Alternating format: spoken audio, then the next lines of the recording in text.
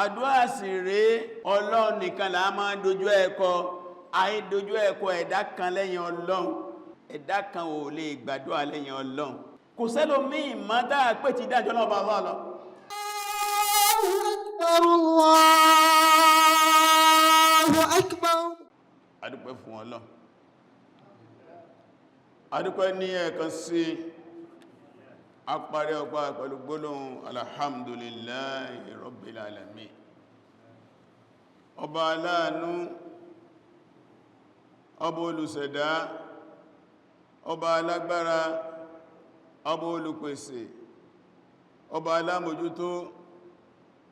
mímọ́ fún Ọlọ́run ọba náà kó ní bùkún fún ọba náà ọba tó dá sánmà àti ilẹ̀ tí wọ́n jí bẹ́nu sánmà àti ilẹ̀ táwà ẹ̀dẹ́ èèyàn jẹ́ kanú ẹ̀dá sánmà àti ilẹ̀ ìrọ̀ Ọlọ́run ọba ìtò ṣífà àmàlóore ó sọ wá ní ọmọ ẹ̀dẹ́ èèyàn ẹ̀dá tó lọ́lá jùlọ ẹ̀dá tó lápánlé jùlọ ó ní wa laqad karramna bani Adam wa hamalnahum fil barri wal bahri wa razaqnahum minat tayyibat wa faddalnahum ala kathirin mimman khalaqna tafdila ó ní wọ́n ní ọpọ́ ma nábi Ádámà lé ọmọ nìyàn lè sẹ̀mí lórí omi ó tún wá pèsè àwọn nǹkan mẹ́rin fọ́mọ̀ ẹ̀dẹ́yàn ó wá gbọ́ láfọ́mọ̀ ẹ̀dẹ́yàn lórí ọ̀pọ̀lọpọ̀ tó dá ní ìgbọ́lá fún al-insan mukarramun inda rabbi subhanahu wa ta'ala ọmọ nìyàn ní àpọ́n lọ́dọ̀ náà bá rẹ̀ láìwo àwọ̀ rẹ̀ láìwo ẹ̀sìn rẹ̀ láìwo èdè rẹ̀ láìwo rán rẹ̀ ẹ̀rẹ̀ al-insan mukarramun inda rabbih adúpẹ́ fọ́lọ́ inú ìjọmọ́ nìyàn wọ́n tó wá sí á ní min ummati Muhammadin ó ní a máa bẹ inú ìjọ ànábì sallallahu alaihi wasallam ọ̀sọ̀fà báyìí inú al-Qur'an surat al-Imran aya 110 kuntum khayra ummah ukhrijat lin-nas ta'muruna bil ma'ruf wa tanhauna 'anil munkar wa tu'minuna billah ó ní ìjọ ànábì ló dára jù ẹ̀yin lẹ dára jù níjọ èèyàn ní amúyí jáde láàrin àwọn èèyàn láti ṣàmójú ọmọ ẹ̀dẹ́ ènìyàn kí ni wá ń bẹ lára yín ta'muruna bil ma'ruf ẹ mọ̀ dáadáa ma ẹ ń ṣe dáadáa ẹ ń pàṣẹ dáadáa wa tanhauna 'anil munkar ẹsì máa ìdá ní àìdá ẹ̀yìn jìnà sí ẹ̀lẹ́wọ̀n yàn kó nídí àìdá wa tu'minu billahi ẹ̀tí wọ́n gbọ́ náà bá gbọ́ ìròyìn mẹ́tẹ̀ẹ̀ta yìí sifatun min sifati ummati Muhammadin sallallahu alaihi wasallam ummatun khairiyya inú àwọn àròyìn ìjọ ànábì ìjọ olóore al-amru bil ma'ruf والنهي عن المنكر والإيمان بالله ìmá pàṣẹ dáadáa ìmá kọ̀ ìbàjẹ́ ìmá gba Ọlọ́run bá gbọ́ ìròyìn wánu ìrẹ́ mùsùlùmí gidi ọgbọ́ dáadáa ma kó má sí dáadáa kó má pàṣẹ dáadáa ọgbọ́dọ̀ dáadáa ma kó jìnà sáìdá kó má dáa kó ń jẹ́ àìdá kó sì dá ìgbàgbọ́ nú Ọlọ́run bá ma kó mú lò ní gbogbo ìgbà kọlọ́wọ́n bá ní kẹ́ ànábí ọlọ́bá ní kẹ́ ànábí gbogbo àwọn ànábí Ọlọ́run ọlọ́bá ní kan bá ní gẹ̀ wọn gbogbo àwọn ọmọlẹ́yìn ànábí àwọn sàábá ní yọ́nú sí wọn ẹnu ìyọ́nú wọn ṣe ìyọ́nú Ọlọ́run lójú kó dúró àwọn àwọn ọmọdọ́mọ wa ẹ̀rì ọ̀rọ̀ wa ti ní ọ̀rọ̀ tá fẹ́ bára sọ lé ní a fẹ́ tẹ̀lé iṣẹ́ tó wá láti àgbáyé àwa mùsùlùmí wọ́n ń pè ìgbìmọ̀ kan ní al-ittihadul alami li ulama'il muslimin ìpanupọ̀ àwọn àfáà àgbáyé mùsùlùmí ìgbìmọ̀ yìí wọ́n dálẹ̀ ní 2004 ẹni tọ́lọ́wọ́ bá sí fi ṣe ẹni ó dá ìgbìmọ̀ sílẹ̀ náà ni al-imamul allama Yusuf Abdullah al-Qaradawi rahimahullahu rahmatan wasi'a bàbá wa gbáni tẹ́mà gbọ́ al-Qaradawi huwa mu'assisul ittihad huwa mu'assisul ittihad al-alami li amal muslimin. Bàbá yìí ló gbé ìgbìmọ̀ kalẹ̀ tó fi kó àwọn àfáà àgbáyé jọ. Nígbàtí bàbá yìí fẹ́ jáde láyé tásìkò ń tó, bàbá yìí ó gbé kìíyádà fáwọn tí a kù lẹ́yìn ẹ̀, ìgbásíwájú ẹ máa bá lọ. Ìgbìn wá rẹ̀ wọ́n máa ń ṣàmójútó ẹ̀sìn, bó tí ń bá ń lọ pátá ó náà ni a máa ń tẹ̀lé. Wọ́n a máa sọ̀rọ̀ lórí, wọ́n á ṣe isdarul fatwa lórí ọ̀rọ̀ báyìí, isdarul mawqif, in tó ń ṣẹlẹ̀ yìí báyìí lọ́wọ́lọ́wọ́ tó bọ̀ jẹ́ stand àwa mùsùlùmí rẹ̀, in tí àwọn ìgbìmọ̀ yìí wà fún nìyẹn. Wọ́n a sì máa kọ tí a síta ẹ̀rì.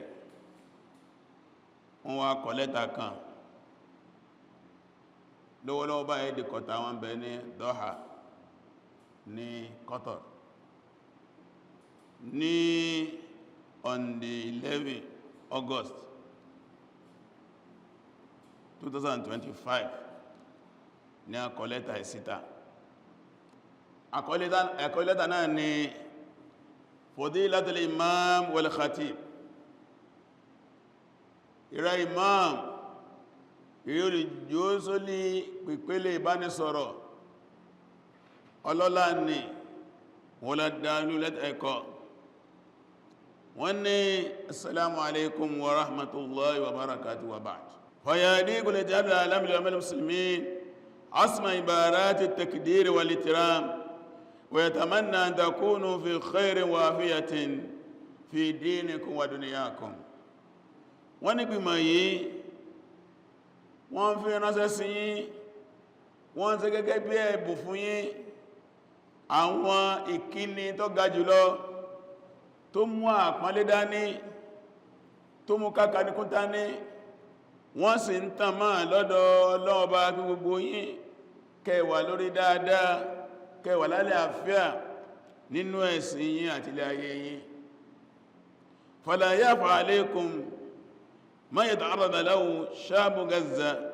من قتل وتجويع بنية الإبادة والإزالة. wọ́n ní ọ̀pá máa fẹ́ni kọ̀kan wá o lórí ilẹ̀ ayé lọ́wọ́lọ́wọ́ dáa wà yìí, in tí àwọn ọmọ ìyá yìí ń bá yìí nílùú Gaza min qatlin kí a máa pa wọ́n nípa púpà, wa tashridin kí wọ́n lé wọn jáde kónú lé wọn, watajiwi'in kí ma fi bí pa wọ́n, kí ma jẹ́ kó ń jẹ́ wọlé, kò pa mọ́ fún yíò biniyyatil ibada wal izala. Àwọn jẹ́ ń ṣe léyìí, àwọn náà ni àwọn Zionist tí Netanyahu jẹ́ olórí wọn. Àníyàn náà ni pé ká pa àwọn ẹni irun kí a fi àyíká yẹn sílẹ̀. Hadhihi niyyatuhu wa hadhihi niyyatuhum. Àníyàn olórí wọn rí, àníyàn àwọn aráàlú náà rí ẹ̀rí. Wa dhalika ala marya min al-alam wa sama. Wọ́n lè dá ń sọ ìkéṣe tó pamọ́, gbogbo tí máa gbé àwòrán láyé ní ń gbé, gbogbo tí máa ń sọ̀rọ̀ lórí jíbásẹ̀lá ní ń sọ, ẹ̀rí ẹ̀ngbọ́. Qad qama adadun kabirun min abna'i al-umma fi mashariki al-ard wa magharibiha al-akhadh bil asbab an-nusra. Wọ́n ní bẹ́ẹ̀ sì ni ọ̀pọ̀lọpọ̀ àwọn mùsùlùmí lórí ilẹ̀ ayé ní a ti dìde káàkiri ilẹ̀ ayé ẹ̀rí tí wọ́n ṣe ń típa wọn lè ká, ń típa wọn ká wọ́n ṣe àmì wọn àsàpérò láti kọ̀ndẹ́mù tí ń ṣẹlẹ̀ ní Gaza yìí, àmì wọn àṣèwọ́de láti kọ̀ndẹ́mù ṣẹlẹ̀ Gaza yìí, àmì wọn kówó jọ fún wọn bẹ́ẹ̀ lọ ẹ̀rí. Wọ́n ní kullun bi qadri wus'ihi, kálukú ń ṣe tí pẹ́ ká, kálukú ń ṣe tí pẹ́ ká. Walakin halu duna tahqiq raf'il ma'ana, gbogbo ẹ̀ pátá kò múnira kó fún wọn. Gbogbo ń tọ́mọ̀ yẹn ṣe lórí ayé lè ní kò dínira àwọn ará Gaza kù, kò múnira kó fún iná rí yamutuna ju'an yawmiyan, dojúmọ́ ni wọ́n kú nítorí ebi, kò sóúnjẹ, kò sóògùn, kò sí nǹkankan ẹ̀rì wọ́wọ́kùnlé òdè wọ́n bẹ́ẹ̀ náà ni kò dá ìgbógun dìde àwọn ọ̀tá wọn kò dá dúró. Gbogbo orílẹ̀ ńláńlá ní sọ̀rọ̀ síta, Netanyahu àtàwọn ẹlẹgbẹ́ wọ́n sì gbà tí wọ́n gbọ́ ẹ̀rì alìgìdá òdà olè. Èyí tó wá burú jù ní pé àgbáyé tí wọ́n gbà pé àwọn lálámójútó ilé ayé, àwọn lálákòóso ọmọ ẹ̀dẹ́ ènìyàn, àlàáfíà ọmọ ẹ̀dẹ́ ènìyàn, ààbò ọmọ ẹ̀dẹ́ ènìyàn, àwọn gan wá ní gàgá tí Netanyahu àtọ́lẹ́gbẹ̀ tí a fi bójú. Àgbáyé ò lè lè ṣe nǹkankan, wọ́n lè taragbá. United Nations Security Council wọ́n di useless body, ìgbìmọ̀ tó forí sánpán ẹ̀rì. Bákanáà wàtàwàtò ìbádìlì òǹzọ́mà, ìtò tó wá burú járí ó ní àwọn orílẹ̀-èdè kan tí wọ́n súnmọ́ Gaza yìí tí wọ́n wá lè ṣe nǹkankan, tí wọ́n dákẹ́, tí wọ́n lè taragbá. Ó bẹ̀rẹ̀ lórí Jordan, Syria, Egypt, Lebanon, Saudi Arabia, Qatar, Emirates, Bahrain àti bẹ́ẹ̀ lọ, tí wá dórí Turkey, tí wá dó gbogbo àgbáyé tó wà dé Nàìjíríà wa iná. Kí la ṣe? Kí ni ìjọba àwọn ìjọba orílẹ̀ ayé ṣe, àwọn ìjọba ilẹ̀ Lárúbáwá, àwọn ìjọba Mùsùlùmí? Mādhā fa'alū wa mādhā yaf'alūn? Kí ni wọ́n ṣe, kí ni wọ́n ṣe? Sakatū, wọ́n dákẹ́ ni. Asada sọ́mọ̀tù wọ́n gbà tí wọ́n rí wọ́n ní falam ya'ud amamana illa asbabu sama bí àwọn lọ́nà ìtẹ́lẹ̀ wọ́n náà wò kò sẹ́kù nǹkan kan mọ́ wájú wa tá lè ṣe, nǹkan kan sẹ́kù mọ́ tá lè ṣe níwájú wa illa asbabu sama, Afrika sọ fún ẹn tó ní sánmà kakọ́ ọkọ̀ àbá wa dá sí gbogbo kùfàlẹ̀ ayé, gbogbo ìṣẹ̀lẹ̀ ayé ó ti forí sánpán, Ọlọ́run nìkan ló kù. ẹ̀rẹ̀ wàhádù abwabin nasl kubra, tàbá sì wọ́n àrànṣẹ́ lórí ilẹ̀ ayé, inú àwọn ẹnu àrànṣẹ́ kan bẹ, ẹnu ọ̀nà àrànṣẹ́ kan bẹ ẹ̀rì olótóbi jù, babun wahid lẹ́kùn ẹnu ọ̀nà kanáà ẹ̀rì alá ẹ̀tẹ̀tì ẹgbọ́ wọ̀wọ̀ babu du'a, o náà lẹ́nu ọ̀nà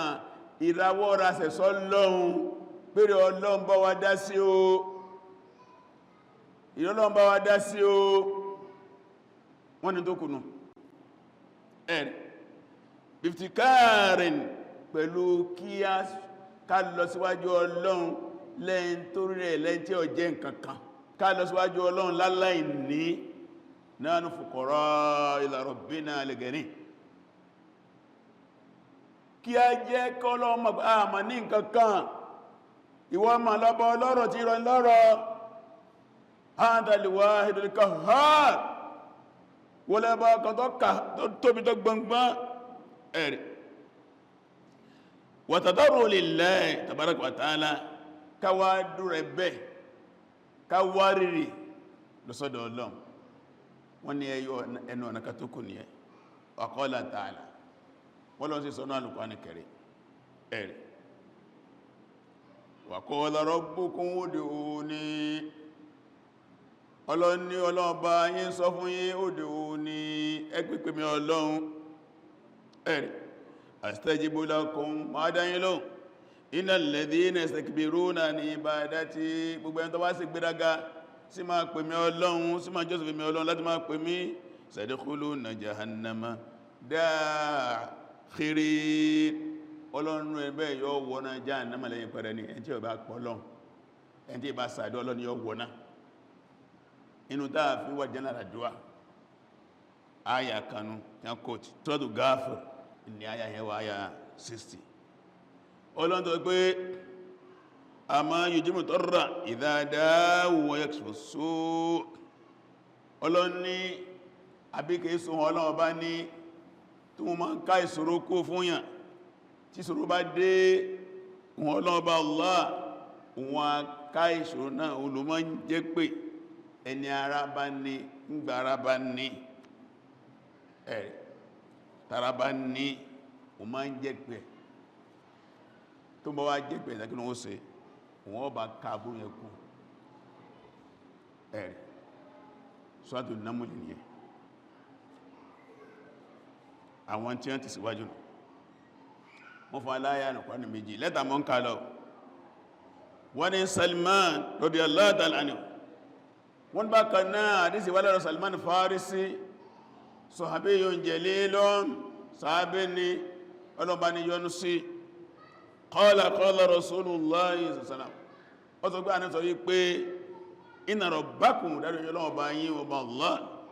hayyun karim ọba tí máa ti ojú ní ọba tó ní tìjú ní karimun ọba lọ́rẹ̀ ni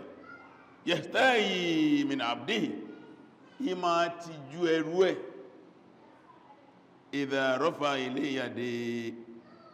tó bá tẹ́wọ́ ẹ̀ méjèèjì sí tí ń bẹ ọlọ́mọ ti ju ẹrú tó tẹ́wọ́ méjèèjì sọ́lọ́n tí ń bẹ an yaruddahuma sifran píkọ́ wá káwọ́ méjèèjì kakò ló fò kọ́ ma fi kankan sí ọlọ́mọ ti ju ẹ̀rẹ̀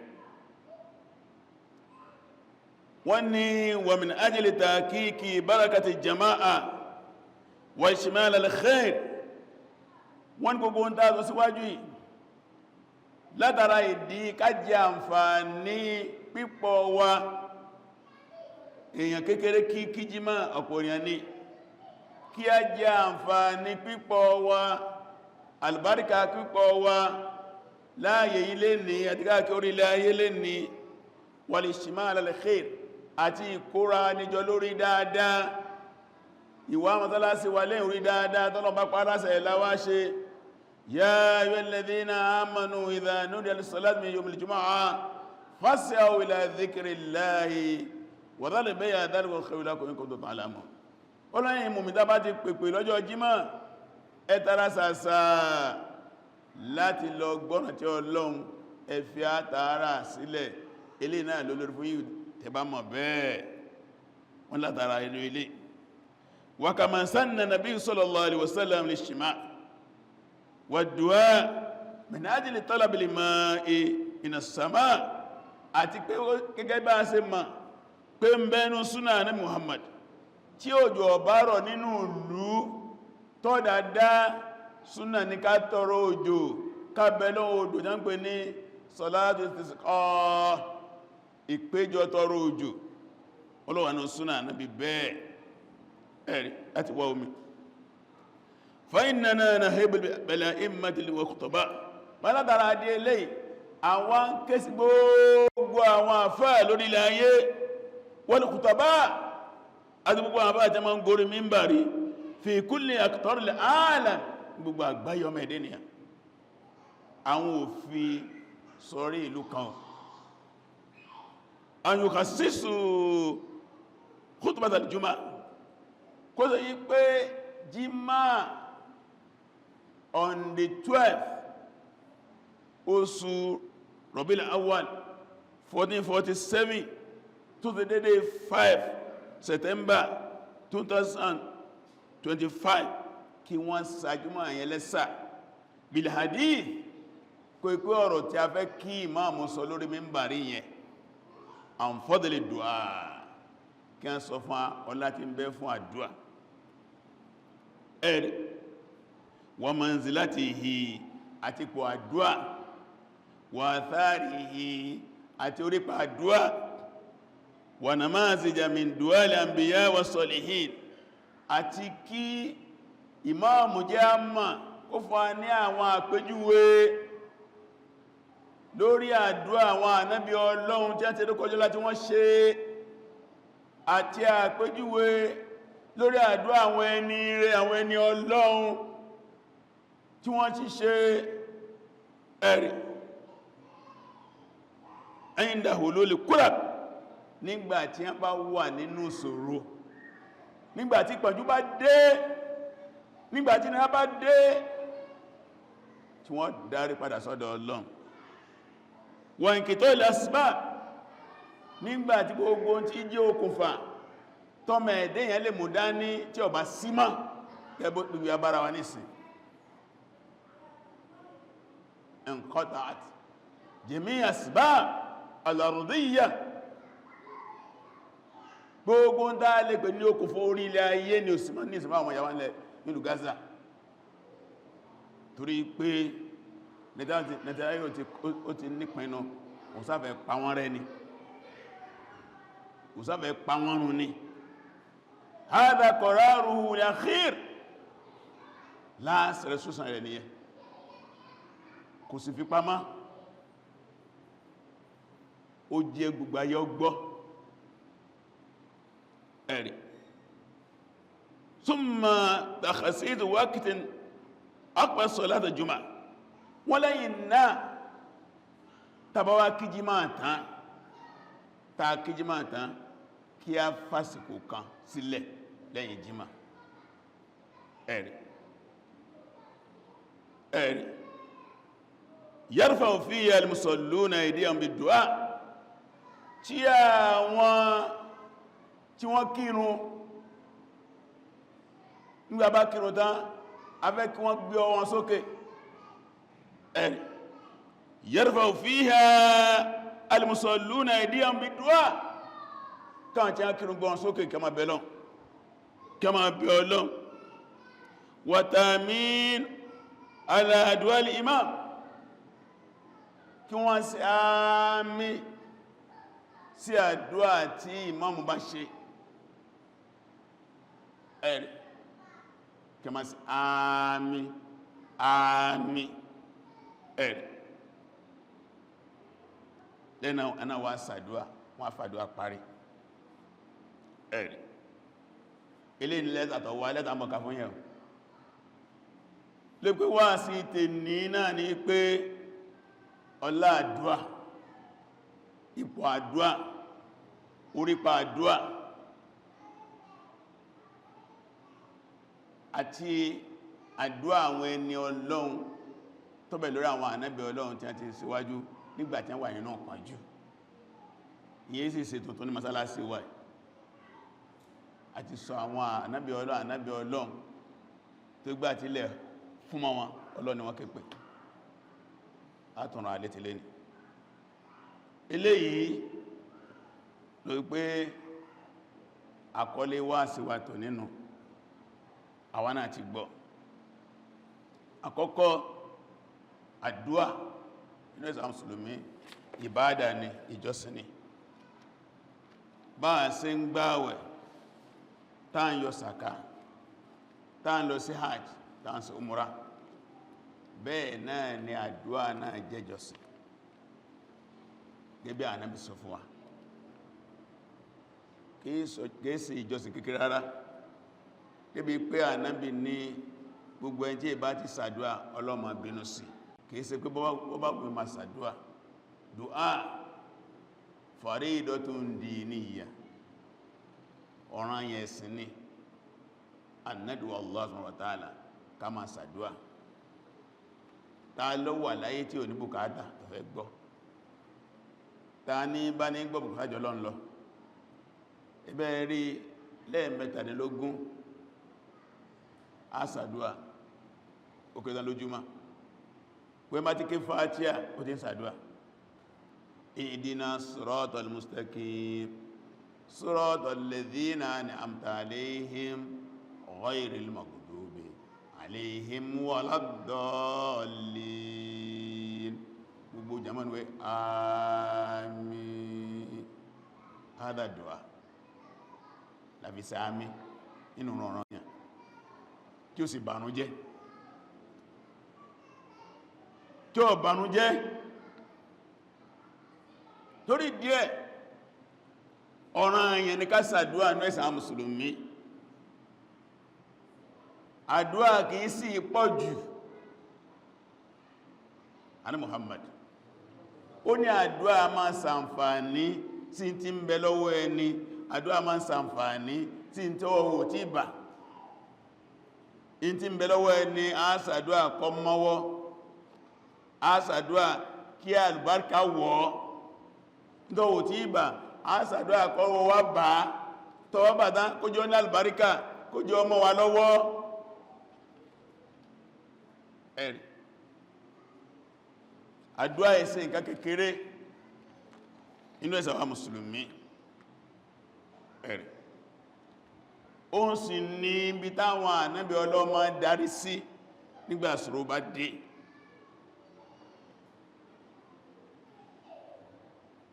àdúà sì rèé Ọlọ́run nìkan là máa dojú ẹ̀kọ àìdojú ẹ̀kọ ẹ̀dá kan lẹ́yìn Ọlọ́run ẹ̀dá kan ò lè gbàdúà lẹ́yìn Ọlọ́run inú àwọn ẹ̀dá tí ń lápàálé jù lẹ́yìn Ọlọ́run làwọn màlẹ́kà wọn lè gbàdúà wa a gbọ́dọ̀ pè wọ́n orígbọ́ Ọlọ́run fẹ́ sọ ud'uni èmi ní kẹ́ẹ̀pẹ̀ ẹ̀rẹ̀ astajibu lakum máa dáhùn ọ̀rọ̀ arọ́pọ̀ orúkọ tó lò mufradu ní ẹyọ kan ní ud'uni ẹ pè mí astajibu lakum mi máa dáhùn kò sẹ́lò mí ìmọ̀ dáa pé ti dájọ́ náà bá Allah lọ tó gbogbo nǹkan mí lẹ́yìn Ọlọ́run ẹrú Ọlọ́run ni wọ́n inú àwọn ẹ̀dá tó lápàá lẹ́jù lọ́dọ̀ Ọlọ́run làwọn ànábì Ọlọ́run a kìí pè wọ́n a kìí pè ànábì Ọlọ́run kó wá ràn wá lọ́wọ́ láà Ọlọ́run la máa ké pè ud'uni astajib lakum èmi ní ẹ̀pẹ̀ mìíràn Adam nínú ajá tó jẹ́ ní rẹ̀ táà tó jẹ́ pàtàkì láwọn wòlíì Ọlọ́run alìyàn Allah àwọn wòlíì Ọlọ́run tó bá lórí àwọn sàábí ashabur rasul radiyallahu anhum ajma'in àwọn sàábí ànábì kò sẹ́ni tó jẹ́ ní Ọlọ́run jù wọ́n lọ lẹ́yìn àwọn ànábì Ọlọ́run ló tó kù àìpé wọn ẹgbọ́ sọ pé ya Abubakar ya Umar ya Uthman ya Ali ya Aisha ya Hafsa ya Zainab ya Ruqayya láà agbọ́dọ̀ pé wọn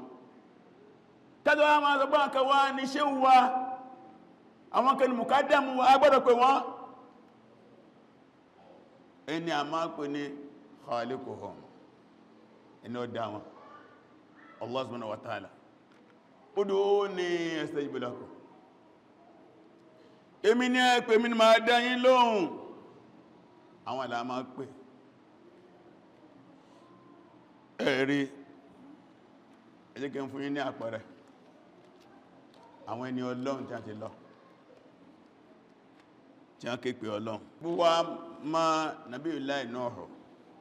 alayhi salam Ànábì Ọlọ́run Nuhu ó ní òjíṣẹ́ Ọlọ́run àkọ́kọ́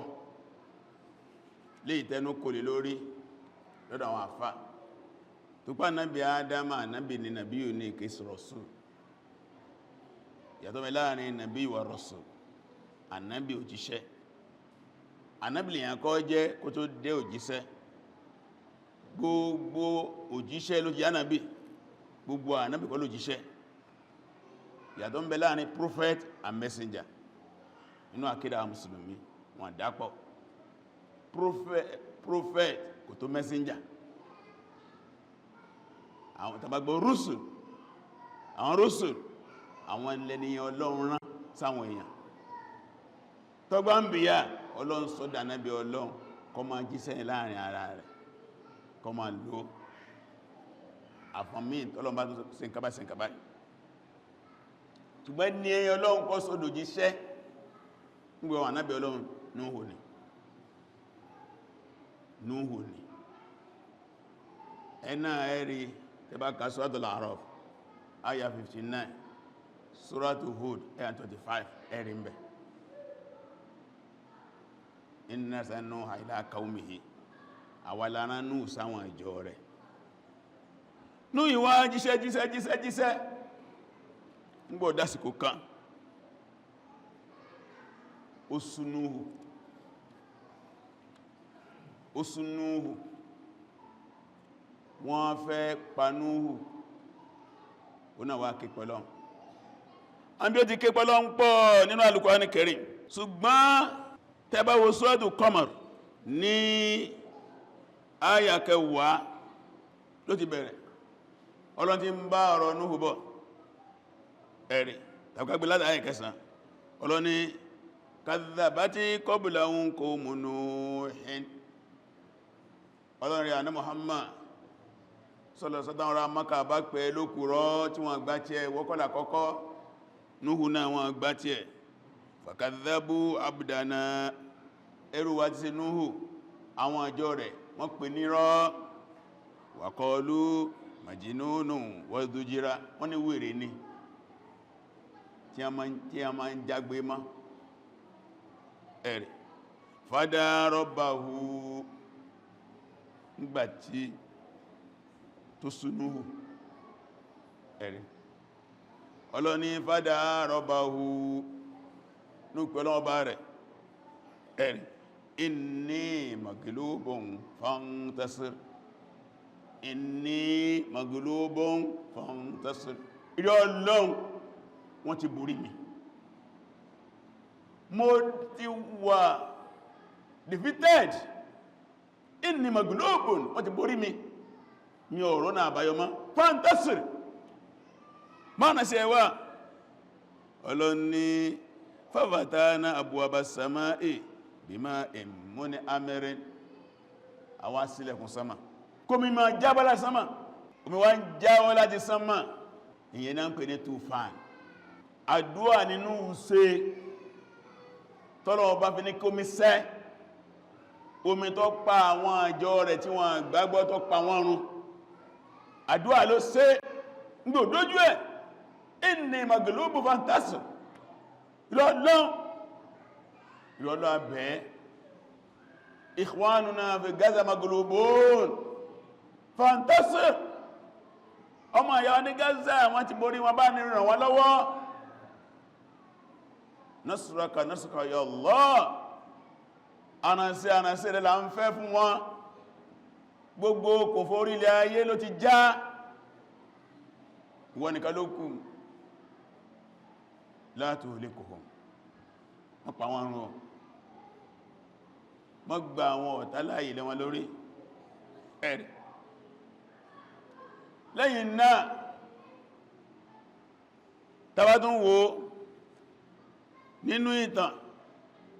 kátùwà àwọn ànábí ọlọ́mí ẹ̀rẹ̀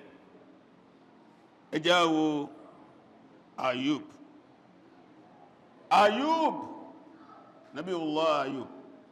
alayhissalam àìsàn ní tí ẹ̀ àìsàn gbẹ̀dẹ̀lẹ̀ sanawati idda lẹ́mà yọdún tí ó lè dìde tí è débi pé ara kọ àwọn èèyàn ìyàwó lọ mọ́sá lọ wọ́n fílẹ̀ nígbàtí wọ́n wáìsàn kódà àwọn àfáà sọ̀tàn wọ́n sọ àsọjù wọ́n ní ìdín wá ń jáde lára ànábì Ayub àwọn ìdín wọ́n tàn ní bá jẹ́ ma fẹ́ wọlé padà tí bá wá ń jà náà àbá ń lajà wọ́n fẹ́ yẹlé ìjẹ ní ayé tẹ́ rẹ̀ ògbàbí wọlé ibi tí àìsàn náà dé ọlọ́ni Suratu Anbiya 83 ọlọ́ni wa Ayuba ìrẹ́ ànábì náà tí ẹrú wá kan tá ń pè ní Ayub ìfìnàdá rabbahu gbàtókè pọ̀lọ́ ọba rẹ̀ anni masani adurru ìnira ti mú mi báyìí wa anta arhamur rahimin wọn lọ bá tí lè ṣàánú ọlọ́bá láàánú kò sẹ́n tó lè ṣàánú tó ẹ ìnira ti mú mi báyìí o àìsàn ti pọ̀ jù ọlọ́ni fastajabna lahu adalóhun akashafna ma bi min durrin ọlọ́ni ìnira ti ń bẹ lára rẹ̀ amúkó ẹ̀rẹ̀ wa ataynahu ahlahu wa mithlahum ma'ahu rahmatan min indina wa dhikra lil abidin ọlọ́lẹ́yìn náà àdáwọn ará ilé rẹ̀ padà fún àdáyàwó ẹ̀ padà fún àtúndá orí Ọlọ́run padà fún tó sì dédé orí tó tún tẹ́lẹ̀ ilẹ̀ jẹ́ àánú àtọ̀dọ̀ ọlọ́ọ̀bá wa wa dhikra lil abidin kọmọ jẹ́nàtí fáwọn tí ń sìn wà agbé Àyùbù kalẹ̀ kọmọ jẹ́nàtí báyìsàn bá ń ṣe ẹ́ rántí Àyùbù tẹ́sàn bá ń ṣe ọmọ rẹ̀ rántí àníbí Àyùbù ẹ̀sẹ̀ ń sọkọ ẹ̀sẹ̀ ń ṣe ìyàwó ẹ̀ ń so bí ẹ̀ ń ṣe ní ó súnmẹ́ rántí Àyùbù kò gbàgbé Ọlọ́run kò fẹ́sẹ̀ elétò wa Ayyuba idh nada rabbahu ó kí pọ́lọ́ bá rẹ̀ anni masaniya durru ìnira ti mú mi wa anta arhamur rahimin tàbátúkò ń bẹ́yẹn ní àyà 87 Nabi ilá Yunus alayhisalam anábì Ọlọ́run Yunus tọ́lọ ní ó jí sábà àwọn ọjọ́ rẹ̀ tó jíṣẹ́ ní àsìkò kan tí wọ́n gbọ́ràn tọ́lọ ló fẹ́ pa wọ́n run tí òjò ya wọ́n sú tí anábì Yunus ọ̀dágbére tó fi sákò ń lò tarakahum láti gbà lọ́dọ̀ Ọlọ́run ẹ̀rù bà ló bá dé etí omi tó fẹ́ ṣe ìrìn àjò ó bá wọ ọkọ̀ ojú omi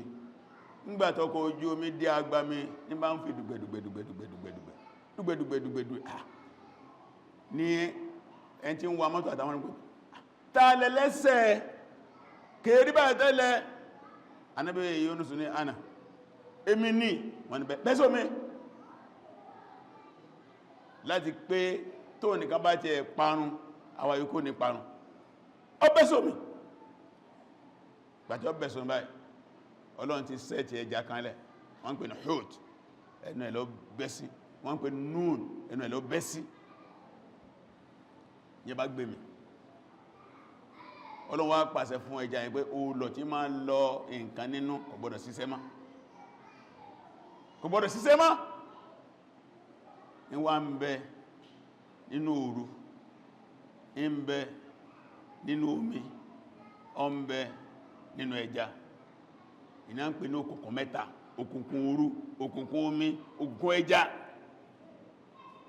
Ọlọ́run wá ní wàdhánún ìrẹ́ ànábì rántí rárá ilé tí bàbá ẹlẹ́ja idhaba mughadiban nígbàtọ̀ tó bínú kó lù wa dhanna an la naqdira alayhi orùpá fi wọ́n lẹ̀ ní a níbi léèrè ìwà tó hùye fanada fi dhulumat nínú òkùnkùn àwọn òkùnkùn iná òkùnkùn òru òkùnkùn odò òkùnkùn ẹja iná ló ti pè wá an la ilaha illa anta kùsọ́lọ́bà mi lẹ́yìn rẹ̀ Ọlọ́run ọba tó dá mi ó subhanaka mímọ̀ rẹ̀ Ọlọ́run inni kuntu minadh dhalimin mo jẹ́wọ́ ẹ̀ṣẹ̀ mi mo jálábòsí fastajabna Ọlọ́run ládá lóhùn wa najaynahu náà lè gá mì ayókò nínú fínpínpín tí ń bẹ́nu ẹ̀ wa kadhalika nunjil mu'minin báyìí náà là máa la àwọn tí a bá jẹ́ olùgbọ́lọ́wọ́ bá gbọ́ nígbàsọ̀rọ̀ bá dé àwọn àpéjọ ní a fún wánú àpéjúwé ma fẹ́ fi gbẹ̀yìn o náà ni Zakariya ọmọ lòun wá tí ò rí ó tọrọ ọmọ débi pé wọ́n ti sọ ìyàwó ẹ̀ di ìyáàgàn náà máa ń pè ìyàwó ẹ̀ Ọlọ́hun ní wá Zakariya ìrẹ́ ànábìnrin àwọn èèyàn létí ìtàn irú Ọlọ́run bá wa kan ṣe Zakariya idh nada rabbahu nígbà tó ké pọ́lọ́run bá rẹ̀ Rabbi ìrọ́lọ́bà mi la tadharni fardan má ṣe mí lé mi nìkan má ṣe mí lémi nìkan wa anta khairul warithin wọlọ́lọ́ jùlọ tí máa jogun fastajabna lahu olóòlàdádọ̀ adé náà lóhùn wa buna lahu Yahya afún ní ọmọkùnrin tí Yahya waslana lahu zawjahu ìyàwó ẹ̀ tí ó lè ṣe nǹkan oṣù mọ́ adá nǹkan oṣù padà sí lára ó ti dàgbà tí ó lè ṣe nǹkan oṣù mọ́ Ọlọ́run wá ní kí nǹkan oṣù ẹ̀ wá ẹ̀rẹ̀ wa kanu lana khashi'in gbogbo wọn dáa sọ̀rọ̀ wọn fún yín pátá àwọ Ọlọ́run ni ń wárìrì fún torí díẹ̀ wọn ká náà wárì fọ́lọ́wọ́ bá lè ní fọ́mọ̀ yàwọn lẹ Gaza kátọrọ àforíkọlọ́ fún ẹ̀sùwájú wa